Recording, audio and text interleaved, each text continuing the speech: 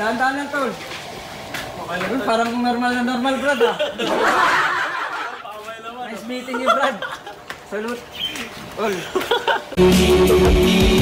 Tayo ay magkapatid sa kapatiran. Ayan si Brad Junidel, tol. From, anong chapter mo, Brad? La Uniga chapter po, Antipolo Council. Tol, pasok tayo. Ayun, tara, tol. Muna tayo. Bali si Brad Junidel po ay isang blind, no? So, inborn po yan. Bali, nasa tiyan pa lang po siya ng mama niya, nagkaroon siya ng cancer sa mata. Ngayon yung mga ugat, para hindi po kumalat, pinutol yun, Brad, no? Opo, pinatay. Pinatay yung mga ugat. So, actually, may pagkakataon pa sana siyang makakita. Kaso, kailangan ng operasyon, di ba, tol? Opo. Alam naman natin pag operasyon, mga Brad, siyempre kailangan ng malaking pera yan.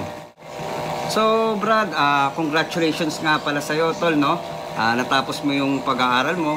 So, ano yung motivation mo, tol, no? Paano mo nagawa yan? Sa kabila ng sitwasyon mo, nagawa mo pa rin magtatagumpay. Kasi tol, marami tayong bilog na sumusuporta sa atin, mga kaibigan natin, nakapaligid. Tas pamilya, siyempre, una-una yan, pamilya. Tas sa Panginoon na laging nandyan para sa atin. Di naman mangyari to kung